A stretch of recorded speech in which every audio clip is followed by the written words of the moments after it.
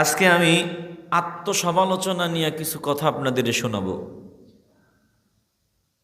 যেই বান্দা আত্মসমালোচনা করতে জানে, এই বান্দা দামি বান্দা হিসাবে আল্লাহর দরবারে পরিগণিত হয়ে যায়। আমরা আত্মসমালোচনা করতে জানি না, শিখি নাই, আমরা আত্মপ্রশংসা করতে শিখছি। কথা কন না কেন? ঠিক। যত প্রশংসা ততই খুশি, আনন্দ। প্রিয় ভাইরা, এই দুনিয়ার সংক্ষিপ্ত সফর কতটা সংক্ষিপ্ত। আমার পাশে উস্তাজুল উলামা, একটা ফাদিল ডিগ্রি মাদ্রাসার উপাধ্যক্ষ মহোদয় বসা আছেন। এই যে আব্দুর রউফ সাহেব, তিনি আমার পাশে বসা, ধরে নেন 50 বছর 60 বছর হয়ে গেছে। হুজুরের বয়স কত? 53 বছর। এই যে 53 বছর চলে গেল, যদি তিনাকে জিজ্ঞাসা করেন যে কোন দিক দিয়ে আপনার 53 বছর চলে গেছে, আপনি টের পাইছেননি? বলে না, চোখের ফলকেই কোন দিক দিয়ে জানি আমার হায়াত মাইনাস হয়ে গেল, আমি টেরও পাইলাম না। মানুষ বাঁচে কত বছর? বলে 70 বছর, এভারেজে 60 বছর, যদি বেশি পায় 80 বছর। আমার সামনে যারা আছেন 80 বছরওয়ালা কয়জন আছেন? একটু হাত উঠান দেখি। 80 বছর, 80 বছর একজনও নাই। তাহলে 80 বছর 90 বছরও যদি হায়াত পান, দেখবেন চোখের ফলকে ওই 90 বছর 100 বছর কোন দিক দিয়ে মাইনাস হয়ে গেছে আপনি টেরও পাবেন না। হঠাৎ একদিন দেখবেন আপনার সামনে আজরাইল দাঁড়ায় গেছে। কথা কর না কেন? ঠিক। এই দুনিয়াটা বাস্তবে কি? বাস্তবে দুনিয়াটা বেহুদা খেলাধুলা তামাশা ছাড়া আর কিচ্ছু না। দুনিয়া বেহুদা খেলাধুলা তামাশা, এখানে আসল কিছু নেই। বাস্তব যা আছে সব পরকালে। জবান খুলে বলতে হবে, ঠিক কিনা? বলেন, আমরা পরকাল কেন্দ্রিক আমাদের জিন্দিগিকে সাজাতে চাইনি? আল্লাহ তাআলা বলেন, ওয়ামা হাযিহিল হায়াতুদ দুনিয়া ইল্লা লাহুন ওয়া লাইব ওয়া ইন্নাদ দারাল আখিরাতা লাহিয়াল হায়াওয়ান লাউ কানু ইয়ালামুন।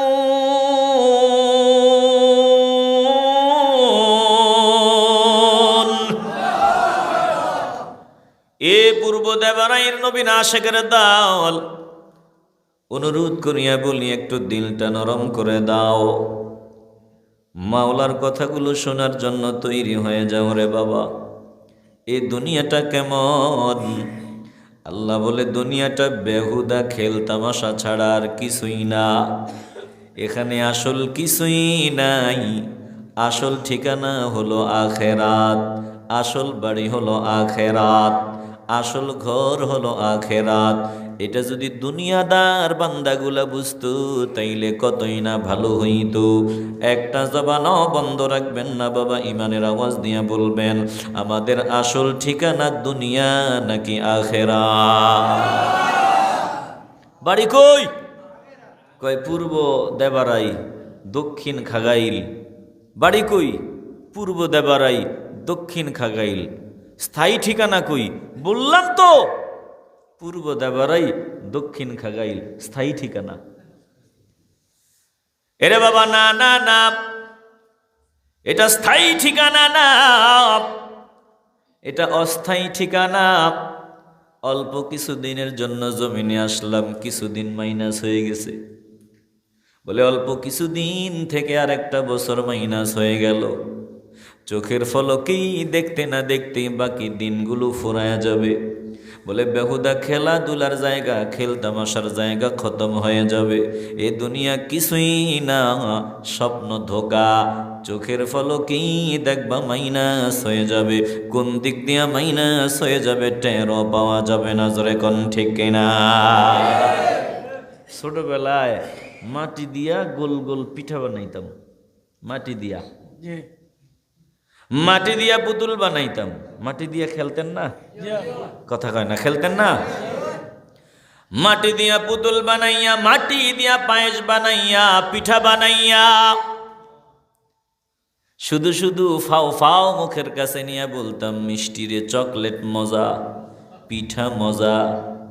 মাটি দিয়া পুতুল বানাইয়া বলতাম এটা রাজা, এটা রানী, এটা বর, এটা কনে। আল্লাহ বলেন না না না, ওই মাটির পুতুল যেমন পুতুল না, মানুষ পুতুল যেমন মানুষ না, বর না কনে না, রাজা না রানী না, ওই পিঠা যেমন পিঠা না, ওই পায়েস যেমন পায়েস না, এই দুনিয়া কিছুই না। এই দুনিয়ার আনন্দ বাস্তবে আনন্দ না, এই দুনিয়ার মজা বাস্তবে মজা না, এই দুনিয়ার ঘর বাস্তবে আসল ঘর না, এই দুনিয়ার ঠিকানা বাস্তবে আসল ঠিকানা না। এ মুসলমান ইমানদার, একটা জবানও বন্ধ রাখবেন না, ইমানের আওয়াজ দিয়ে বলবেন আমরা আসল ঠিকানার জন্য পাগল হতে চাই কি চাই না? একটা পাখি দেখবেন সারাদিন যেখানে সেখানে ঘুরবে, দিন ফুরিয়ে গেলে তার ওই দিন গেলে তার বাসায় ফিরে যাবে, বাসার কথা সে ভুলে না। আমরাও আমাদের আসল ঠিকানার কথা ভুলে যাব না রে বাবা, আসল বাড়ির কথা ভুলে যাব না। আমার আসল ঠিকানা, আমার আসল বাড়ি এই দুনিয়া না, আসল বাড়ি হলো আখেরাত। একটা জবানও বন্ধ হবে না বলেন আমরা আখেরাতের জন্য সর্বদা প্রস্তুতি নিতে চাই কি চাই না? মুসাফির হর কুজা বাশদ वतन रायाद मीदारद, मुसाफिर हर कुजा बाशद वतन रायाद मीदारद, जो बुलबुल दर कफस बाशद चमन रायाद मीदारद। ये चमन सहरा भी होगा, ये खबर बुलबुल को दो, ये चमन सहरा भी होगा, ये खबर बुलबुल को दो, ताकि अपनी जिंदगी को सोच कल कुर्बा करें, ताकि अपनी जिंदगी को सोच कल कुर्बा करें। ভেবে চিন্তে প্রতিটা কদম ফেলানো উচিত, কারণ আমার এই মূল্যবান হায়াত ফুরিয়ে গেল, মূল্যবান সময় আমার থেকে মাইনাস হয়ে গেল। অথচ তাকায় দেখো কেমন তার ছেঁড়া পাগল, বলে 25 সাল মাইনাস হয়ে গেল, 26-এ পদার্পণ করলো। 31শে ডিসেম্বর 12টা 1 মিনিট শুরু হইতে দেরি হয়, বলে ঢাকার শহরে চিল্লানি আতশবাজি আনন্দ উদযাপনের আওয়াজ শুরু হতে দেরি হয় না। এরে বোকা ভাই, তোমার মতো পাগল আর কেউ নাই। তোমার পুঁজি আছে মাত্র 5 টাকা, মাইনাস হয়ে গেল 4 টাকা, বাকি আছে 1 টাকা। এখন তুমি নাচানাচি করো, তুমি আনন্দ করো। তোমার মতো তার ছেড়া, তোমার মতো পাগল এই জমিনের উপরে আর দ্বিতীয়টা কেউ নাই। জোরে কোন ঠিক কিনা? আরে তোর পুঁজি শেষ হয়ে গেছে, তুই লাফালাফি করো, নাচানাচি করো, তুই পাগল। আল্লাহ তাআলা বলেন পুঁজি মাইনাস হয়ে যাওয়া মানে হিসাবের সময় ঘনিয়ে আসা, পুঁজি কমে যাওয়া মানে হিসাবের সময় ঘনিয়ে আসা। হিসাব তোমাকে দিতে হবে। বলে বছর শেষে হিসাব নিয়ে ব্যস্ত, সারা বছরের চাপ সব মাথার উপরে। ব্যবসায়ী বলেন, অন্যান্য বান্দা বলেন, বছরের পহেলা দিন হিসাব সব ক্লোজ করতে হবে, বুঝায় দিতে হবে। টেনশন, ঘুম নাই, খাওয়া নাই, দাওয়া নাই, কারণ আমি হিসাব বুঝায়া দিতে হবে, দুনিয়ার হিসাব নিয়ে বান্দার টেনশন। অথচ আমার মাওলার সামনে দাঁড়াইয়া আমার এই গোটা জিন্দিগির হিসাব আমারে দিতে হবে। ওই হিসাব নিয়ে আমাদের কোনো চিন্তা নাই, টেনশন নাই। বাবা বলেন তো, হিসাব দেওয়া লাগবে নি? আসতে বলবেন না, জবান খুলে বলেন লাগবে নি? এই যে জবাবদিহিতার ভয় যে বান্দার ভেতরে পাওয়া যায়, এ বান্দা নিঃসন্দেহে আল্লাহর প্রিয় বান্দা হিসাবে পরিগণিত হয়। যেই বান্দার ভিতরে জবাবদিহিতার ভয় আছে, এই বান্দা আল্লাহওয়ালা। যেই বান্দার ভিতরে জবাবদিহিতার ভয় নাই, ওই বান্দার মতো বেয়াদব, ওই বান্দার মতো তার ছেড়া বেয়াদব এই জমিনের উপরে আর খুঁজে পাওয়া যাবে না। জোরে কোন ঠিক কিনা? জবাবদিহিতার ভয় যার আছে, ও আদবওয়ালা। এই ছোট ভাই, এই যে বাবা, কই যাও?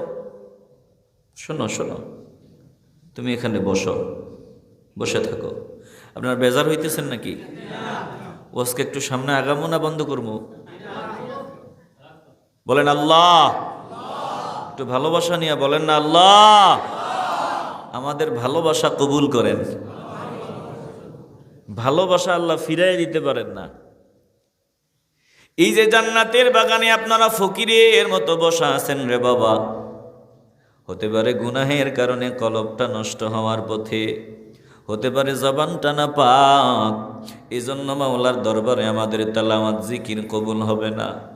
কিন্তু এই ভালোবাসা আমার আল্লাহ ফিরায় দিতে পারেন না। বলে ভালোবাসা অবশ্যই মাওলা কবুল করিয়া নিবেন। জোরে কোন ঠিক কিনা? কিছু বাবা তো আছে আমগো দেশে কয় ভালোবাসার বলে দাম নাই। আরে ভালোবাসা, মহাব্বত, এটা হলো সকল জিনিসের মূল ফাউন্ডেশন। সব ইবাদতের মূল ফাউন্ডেশন হলো মহাব্বত। কথা কোন ঠিক কিনা? আচ্ছা বলেন তো, আবু তালেব তিনি কি ঈমান আনছিলেন? মাথা দিয়ে না, জবান দিয়ে বলেন। আওয়াজ লাগবে, আপনারা বেজার হইতেছেন না তো? আবু তালেব তিনি কি ঈমান আনছিলেন? না। আর আবু লাহাব এই লোকটা কি ঈমান আনছিল? না। তাহলে আবু লাহাবও বেঈমান, ঈমান আনেন নাই। আবু তালেব তিনিও ঈমান আনেন নাই।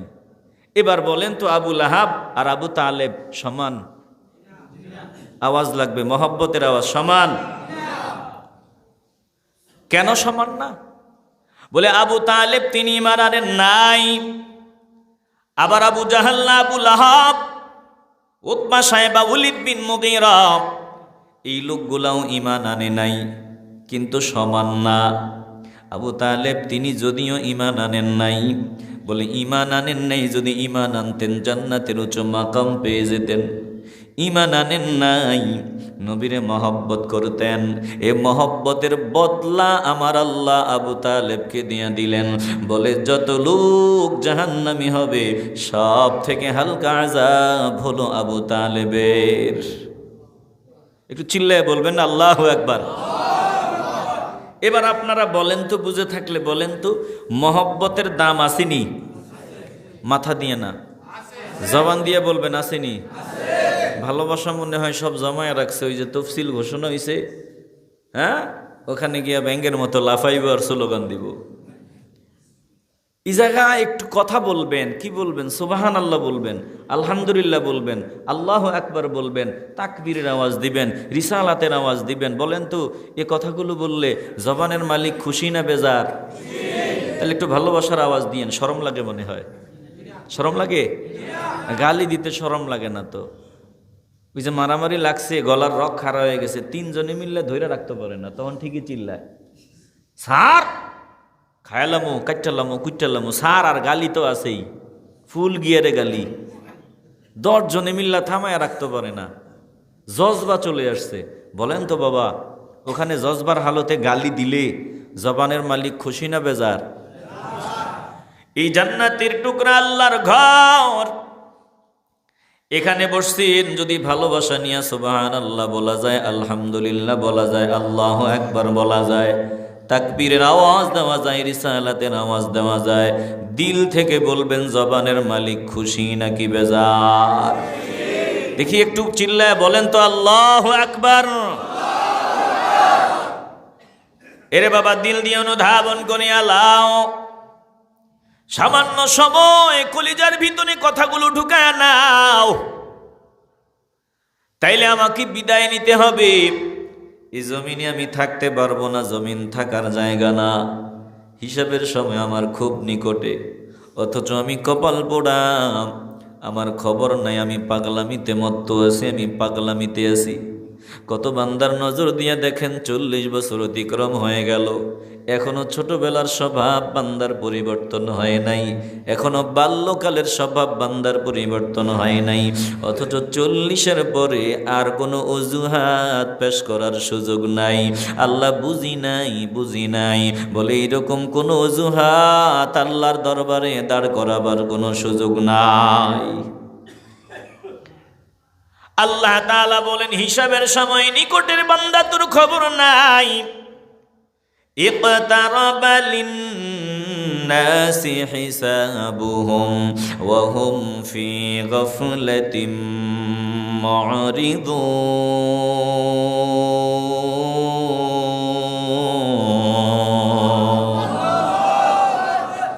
আল্লাহ বলেন, হিসাবের সময় নিকটে, অথচ এই মানুষগুলা গাফলতির ঘুমের মধ্যে মগ্ন আছে।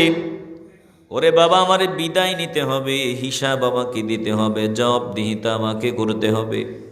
যেটা বলতেছিলাম, এই বিশ্বাস যে বান্দার আছে, এই বান্দা আদবওয়ালা। যেই বান্দার এই বিশ্বাস নাই যে মাওলার দরবারে দাঁড়াইয়া জবাবদিহিতা করতে হবে, এই বান্দা হলো চূড়ান্ত পর্যায়ের বেয়াদব। কেন বললাম? বলে যেই বান্দা জবাবদিহিতার ভয় অন্তরে নিয়ে চলে, ওই বান্দা জবান দিয়া গালি দেওয়ার সুযোগ থাকলেও বান্দা ব্রেক করবে, গালি দিবে না। কেন গালি দিবে না? বলে বান্দা জানে জবাবদিহিতা আছে, আল্লাহর সামনে দাঁড়াইয়া জবানের নেয়ামতের হিসাব দিতে হবে। বান্দা চাইলেই চক্ষুটা হারাম দিকে লাগাইতে পারে, কিন্তু না না না, বান্দা হারাম দিকে নজর দেবে না, কারণ বান্দার দিলে জবাবদিহিতার ভয় আছে। বান্দা চাইলে মানুষে ধোকা দিয়া বোকা বানাইয়া হাজার হাজার টাকা কামাইতে পারে, কিন্তু না না না, বান্দা সুযোগ থাকলেও মানুষে ধোকা দিবে না, কারণ বান্দার দিলে জবাবদিহিতার ভয় আছে। বান্দা চুরি করবে না, বান্দা সন্ত্রাসী করবে না, দেশের হক নষ্ট করবে না, মা বাবারে কষ্ট দিবে না, মুরব্বীদের সাথে বেয়াদবি করবে না, কারণ বান্দা জানে আল্লাহর সামনে দাঁড়াইয়া হিসাব দিতে হবে। আর যেই বান্দা জবাবদিহিতার ভয় অন্তরে নিয়ে চলে না, ওই বান্দার কাছে যে কোনো বাজে কাজ করা কোনো ব্যাপারই না। জোরে কোন ঠিক কিনা? এবার বলেন তো, ওই যে বান্দারে বললাম আখিরাতে বিশ্বাসী না, হিসাব দিতে হবে এটা বিশ্বাস করে না, বেয়াদব যে বললাম, বলেন তো বলাতে কি কোনো ভুল আছে? আসতে বলবেন না, জবান খুলে বলেন, ভুল আছে? এরে বাবা, অনুরোধ করে বলি, দিলটা নরম করিয়া দাও। কসম আল্লাহর, একটা কথাতেও, কোরআনের একটা কথাতেও বিন্দু পরিমাণ কোনো সন্দেহ নাই, ভুল নাই। আমার নবীর কথায় কোনো সন্দেহ নাই, ভুল নাই। আমার আল্লাহ জানায় দিছে, এনো দোস্ত আপনি বলিয়া দেন, ইমানওয়ালা বান্দাগুলারে জানায় দেন, ইমানওয়ালা বান্দাদের আপনি অগ্রিম জানায় দেন, তারা সব সময় যাতে আমি মাওলার ভয় অন্তরে নিয়ে চলে।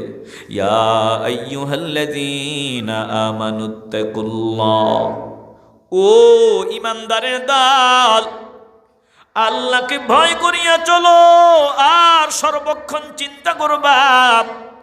ওয়াল তানজুর নাফসুম মা কদ্দামাত লিগাদ, আল্লাহ বলেন প্রত্যেকের চিন্তা ভাবনা করা উচিত, সে আগামী দিনের জন্য, তার আসল ঠিকানার জন্য, আসল বাড়ির জন্য কি পাঠাইতে পেরেছে। প্রতিটা বান্দার চিন্তা করা উচিত আগামী দিনের জন্য, আসল ঠিকানার জন্য বান্দা কি জমা করতে পেরেছে, পাঠাইতে পেরেছে। এরে বান্দা, হিসাব মিলাও। দুনিয়া দুনিয়া করে আমরা তো পাগল হয়ে গেলাম, আখেরাতের ঢালি একেবারে খালি। এখনো আখেরাতের জন্য কোনো জমা নেক আমরা জমাইতে পারি নাই। জোরে কোন ঠিক কিনা? অথচ দুনিয়াতে ভালো থাকার জন্যে, ভালো চলার জন্যে পুঁজি লাগবে, পুঁজি। পকেট ভর্তি টাকা, আমি যাব ঢাকা, রওনা দিলাম। বলে বিমানে উঠবো, অসুবিধা নাই, টাকা আছে। ওখানে গিয়া 5 স্টার হোটেলের মধ্যে সময় দিব, অসুবিধা নাই, টাকা আছে। টাকা নাই, বলে বিমানে ওঠা যাবে না।